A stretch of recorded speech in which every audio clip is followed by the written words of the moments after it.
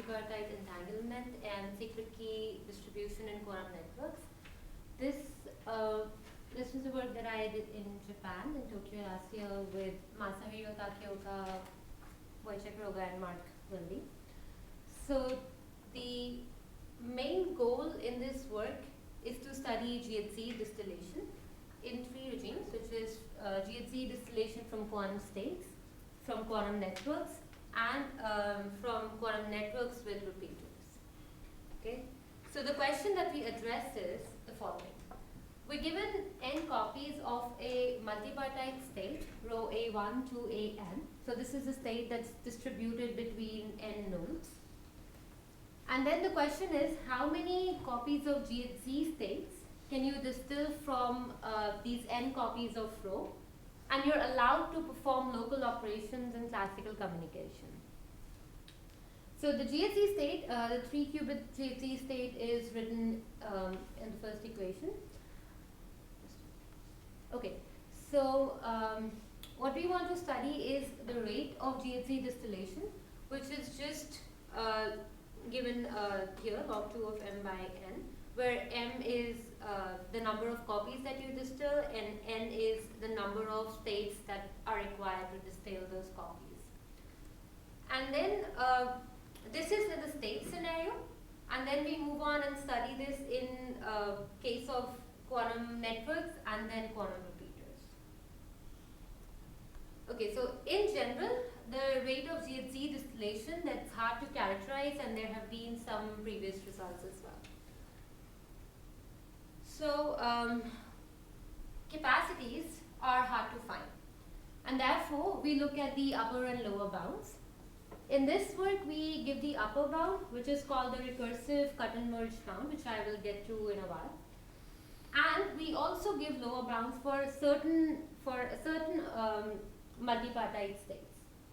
These multipartite states, these are the product of pure bipartite states, which are just which is given by the Bakst equation.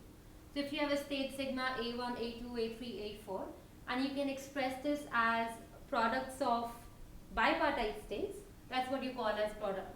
That's the multipartite state under consideration. And so this is an example here of the state. There are 4 nodes, and they're sharing rho A1, A2, A1, A3, and so on. You have n copies of these states and want to distill out some GHZ states. Okay. So we first find these bounds for the multipartite states, and then we convert these bounds to the channel scenario. Okay, so first let me define what is distillation of GHZ state from a multipartite state. So you're given m parties, and they share the state rho. Then we call we say that there's an NR epsilon GHZ distillation protocol, and it's defined as just an LOCC, which acts on n copies of rho, and it generates a state omega, which is close to a GHZ state, which is given in the first equation here. Then the key rate is given by this R, and we say that R is achievable if there exists such a protocol. And then the GHZ distillation capacity is just defined as the supremum of all these achievable rates. A simple way of thinking about this is just to think about, can we construct a protocol for rate R with epsilon going to 0 and large m? So it's just a yeah. Okay. So let's just consider one simple example. We're given this state where there are 3 parties, and each of them share a bipartite state, a Bell state, phi A1, A2 or A1, A3, and phi A2, A3. And they have 2 copies of this state. Okay? Then you can perform the following LOCC protocol. You take 2 Bell pairs, phi A1, A2 and phi A2, A3.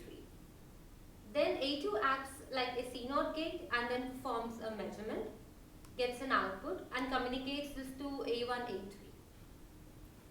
And then the state that is present with A1, A2, A3, that's a GHZ state, right? And then if you have 2 copies of this state, that implies you can produce 3 copies of GHZ state, which implies that the rate is equal to 1.5. Now the question is that, is this the best protocol that one can perform? Is this can you do something else which will give you a higher rate? And this has been an open question for I think for 10, 15 years, I think.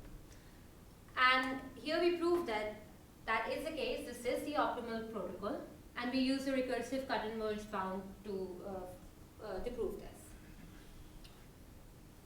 Okay, so what I'll do now is just introduce the recursive cut and merge bound, and for that I need a few basics. The first one is the relative entropy, which is just given in this first equation. And then we can define, using this relative entropy between 2 states, rho and sigma, we can define the relative entropy of entanglement of a state rho AB. So the way you define is, you just perform you have an infimum over all the separable states, and so this gives the relative entropy between A and B for the state rho. We can also define range relative entropy of rho AB. Here the only change is that you replace the sigma AB, like the infimum over, instead of the separable state you have the BPT states. And the range relative entropy is always less than the relative entropy of entanglement. So the reason we need these 2 quantities is that the relative entropy is relevant for key distillation, and the range relative entropy is relevant for state distillation. Okay, another concept that I need is that of non-trivial partitions. So let's say that you are given a set which consists of A1, A2 and A3. Then the non-trivial partitions are, you have A1 on one side, A2, A3 on the other one. You have A2 on one side, A1, A3, A3 and A1, A2, and in the fourth one you have all of them separated. So A1 is separate, A2 is separate, A3 is separate.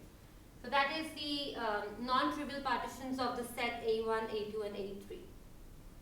Okay, so with this we can define the recursive cut and merge bound. So we are given a state rho, A1 to AN,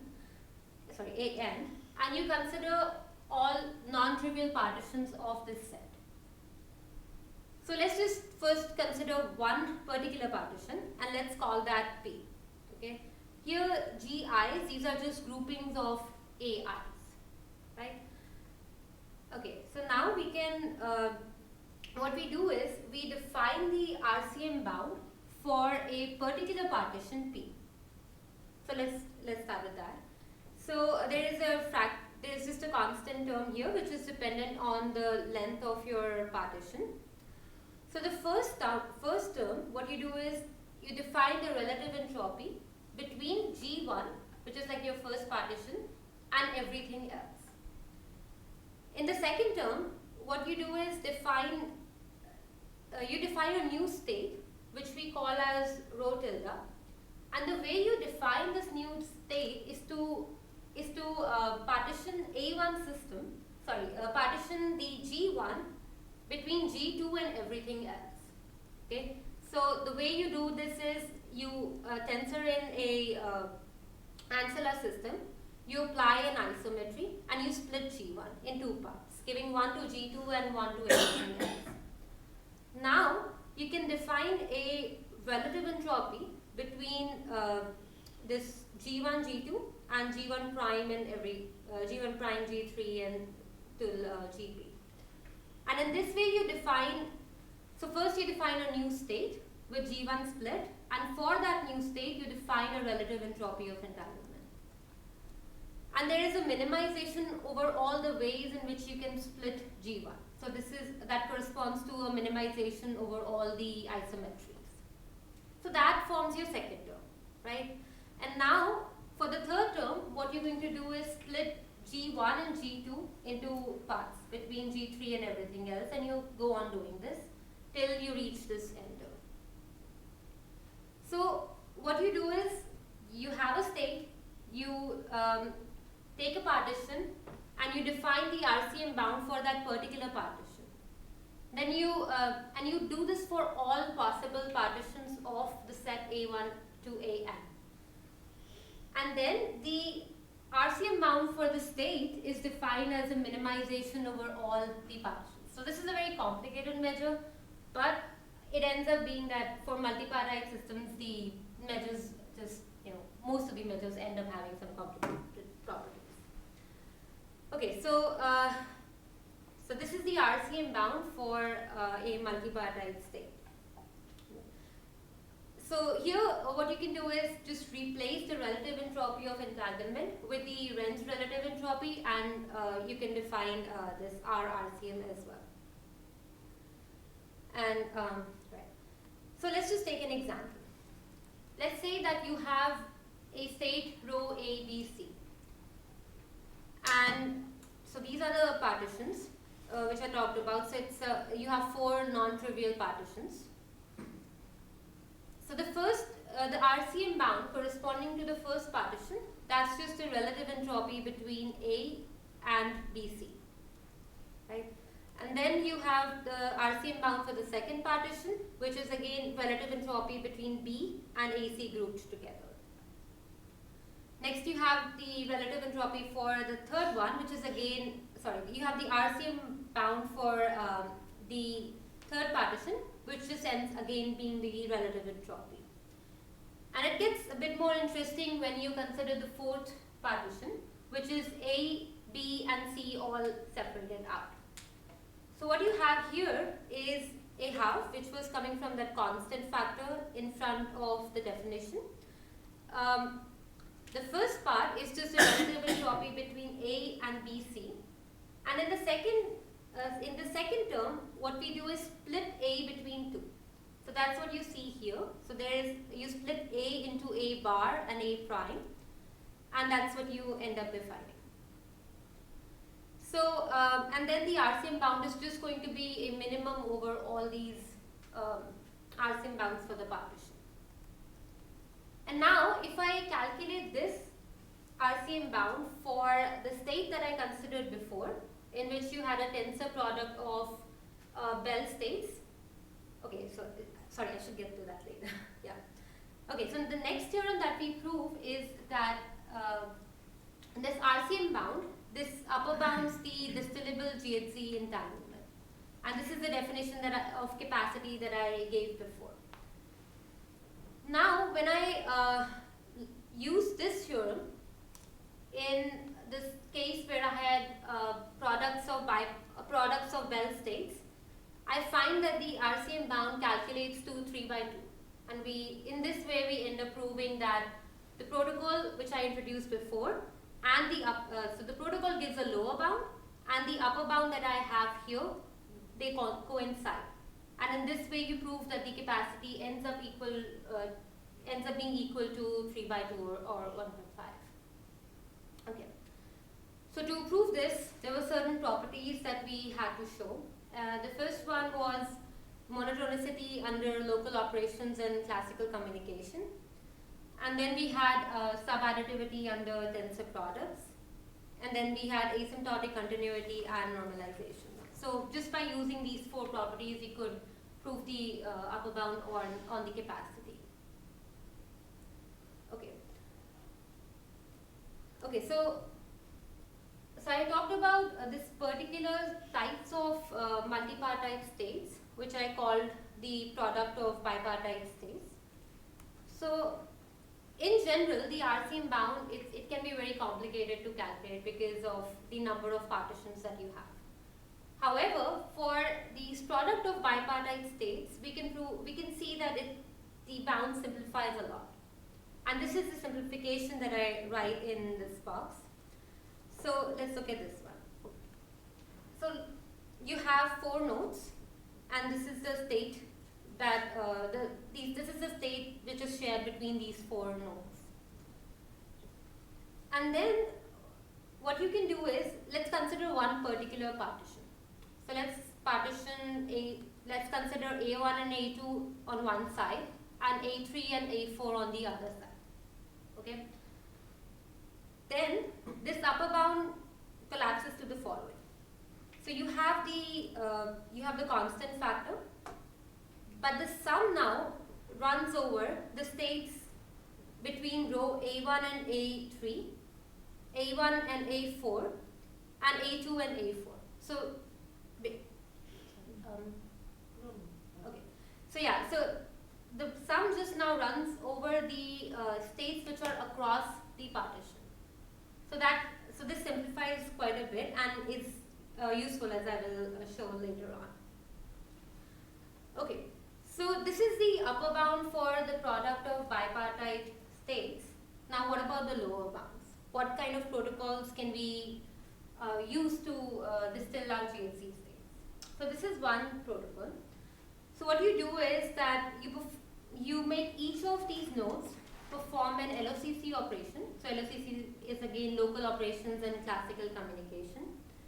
And you ask them to distill out bell pairs. So each of them, they distill out some MI bell pairs.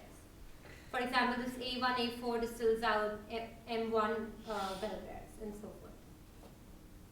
Now this, the number of bell pairs that can be distilled out from n copies of a state, that's actually lower bounded by the coherent information of the corresponding state. So they do this protocol, distilling out bell states, and then they perform the following. So this is the protocol that I introduced for the GHZ states. What they do is they take two bell pairs, perform a CNOT gate and a measurement, and they keep on doing it with, like the adjacent pairs keep on doing this protocol. And once they do this protocol, they get a GHZ state shared between these M parties. However, the problem is that, okay, so they have to be very careful about how they choose the bell pairs, which bell pairs they are utilizing in their protocol. And this problem of correctly choosing the bell pairs condenses down, this problem of correctly choosing the bell pairs is equivalent to this pre-packing lemma, which from studied in graph theory. And then once we used pre-packing lemma with this protocol, we obtain the following result. Okay, so I already talked about the upper bound, and now using that protocol that I introduced before, I can look at the lower bound here. And just by invoking the coherent information and the pre-packing lemma, I get this bound. And the only difference is that instead of the Rain's relative entropy, what you have is the coherent information. In certain cases, we see that these two bounds coincide. That is, the coherent information is equal to the Rain's relative entropy. And that is true for pure states. So for pure states, we actually find the exact GHZ state distillation capacity. So if you're given a multipartite state, which is a product of pure states, then we know exactly how many states, GHZ states you can distill in the asymptotic limit. Okay, so I think this is quite a nice result. And okay, so right. So we consider the GHZ state distillation from multipartite states, and now we consider quantum networks. So in a quantum network, you'll assume you have each node is connected by a quantum channel, and that might be like an optical fiber, right? Now there are certain channels which are called as teleportation simulable channels, which are defined as follows. So let's say that Alice and Bob, they're connected by a channel N. Alice inputs a state rho A, and Bob gets a state rho B. Now instead of a channel, I give them an entangled state, omega RB, and I say that using this rho A and omega RB, you can use some LOCC operation. And And if they can do an LOCC operation which gives them the the same state as would have been obtained by the channel N, and this is true for all inputs, all Alice's inputs, then we can say that this channel is teleportation simulable channel. And if all the channels in your network they have this property, then we call the network as teleportation simulable. And these channels are, you can just if you just have a pure loss channel or like a beam splitter, that's your teleportation simulable channel. Okay, so what this means is that a teleportation simulable channel that is equivalent to a product of bipartite states up to an LOCC. So you can simulate your network by LOCC and these states. So now we can use the bounds that we have before for the product of bipartite states. And since the teleportation simulable network is equivalent up to LOCC to these states, we can just reuse the results, and we get the following. What happens is that just the state is the state that you have here. That's the state which simulates your network. Okay. So now we can use this result to study the capacity of pure loss networks, and we find the exact capacity for such networks. So here eta jk, that's just the transmissivity of your optical fiber, and again you see the sum is over the pairs across the partitions. Right. Okay. Now we can consider quantum repeater networks. So let's say that you're given 5 nodes, and 4 of them they want to share a GHZ state. The middle one, for example, it's just helping these 4 states, these 4 nodes to distill a GHZ state. Now, what happens is we can use the bounds that we have before exactly. The only change is the way you define the partition. And the way you do that is you consider the partition of the nodes that want to share the GHZ state. So in this case, it's A1, A2, A3, and A4. And then you kind of, so first you define those partitions, and then you add A5 to each of these partitions, and in that way you define a new partition, new partitions. And so this will actually give us the upper bounds on GHZ distillation with help of quantum repeaters. So let's consider an example. Let's say that you have 4 nodes and they want to share a GHZ state, and at this point there is no quantum repeater present. Then we can just use the theorem that I introduced for teleportation simulable networks, and we find this bound here. So we know that's the fundamental limit for this network. Now let's say that we add a repeater in there. So there is a repeater right in the middle. And now I can use, so what I want to do is I want to find lower bounds and upper bounds with this repeater and see how much it ends up being. So let's just consider the first protocol. So this R, you can think of it as 2 point-to-point channels, and the only change here is the transmissivity. The only change because of the repeater is in the transmissivity of these connecting channels. And then you can use the theorem that I had, and then you just find the lower bounds for this channel. And you can also use the upper bounds that are presented in the last theorem. And once you do that, you can plot these plot the bounds. So here the blue one, this is the GHZ state distillation without a repeater. And then there is this red one, which is the upper bound with the repeater. we find that the lower bounds that we have, the lower bound for the repeater, that is this green line which just overlaps with the red line. So we basically find that the fundamental limit that you can obtain with the repeater setting. So there is a lot of improvement in the high loss regime here, but not so much in the low loss regime. So yeah, so this is the example we can consider. Okay, so I'll just like to conclude. So what we have done is to establish the fundamental limits of GHZ distillation in networks with and without repeaters. And for this, we have introduced a upper bound on the GHZ's entanglement in distillable conference secret key, and we refer to this bound as the RCM bound. The main takeaway would be that we have the exact GHZ entanglement of a quantum network, which is connected by lossy bosonic channels. And these correspond to the physical quantum networks which have optical fibers connecting the nodes. Okay, so that's it. Thank you for listening to me, and let me know if you have any questions.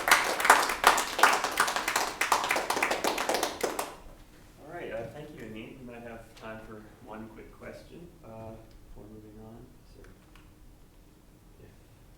So, if not, John? So you skipped on this very quickly. So in general, finding the partitions of an arbitrary set is a really hard problem, Yeah. right? And calculating. So then you made an assumption you're only going to look at the bipartite, Mm-hmm. and so your limits depend on that assumption.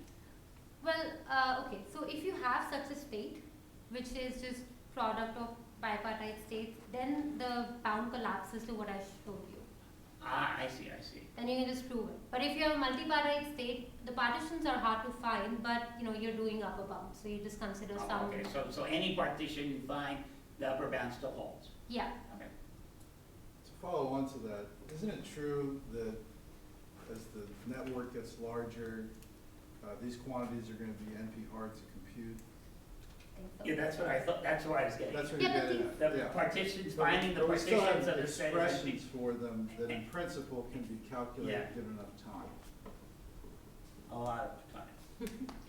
Well, I mean, you can consider some partition and just see what the limits are, instead of finding the exact quantity. I think one would kind of expect that these things would be hard to calculate, given that they're related to. You're trying to simulate a distributed quantum computer classically, so probably it's hard to calculate. No, but it's related to graph theoretic problems, Ah, right? okay. Which typically many quantities of interest are NP hard to calculate. Like the Hamiltonian cycle problem, for example, Yeah. which I learned from teaching in the class. Oh. all right, well, let's thank our speaker again, and